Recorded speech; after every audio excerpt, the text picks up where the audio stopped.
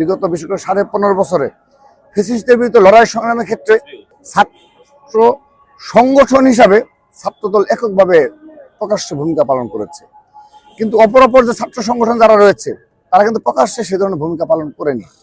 সেহেতু এখন এই পরের বাস্তবতায়ও আমাকে প্রকাশ্যে এই ছাত্র সংগঠনকে রেখে ছাত্র সংগঠনের মতো করে চলবে, আর ছাত্র সংসদের মতো করে তাদের কার্যক্রম স্ব ক্যাম্পাসে পরিচালনা করবে।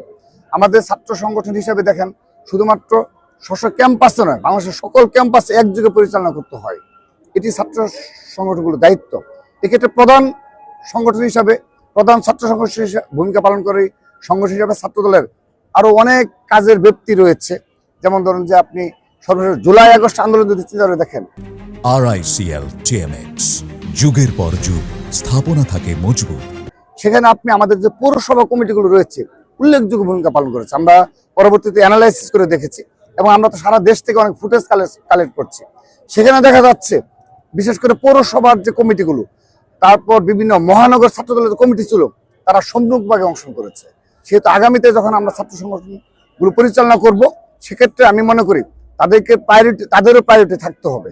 সেক্ষেত্রে ছাত্র সংসদের নিয়ে ভূমিকা পালন করবে সাধারণ শিক্ষার্থীদের অধিকার বাস্তবায়নে এবং সকল প্রকার ক্যাম্পাসে সন্ত্রাসী কর্মকাণ্ড বলেন এবং সাধারণ শিক্ষার্থীদের অধিকার হরণ হয় এমন সকল কর্মকাণ্ডের বিরুদ্ধে ছাত্র সংসদ এবং ছাত্র সংগঠন একযোগে দায়িত্ব পালন করবে।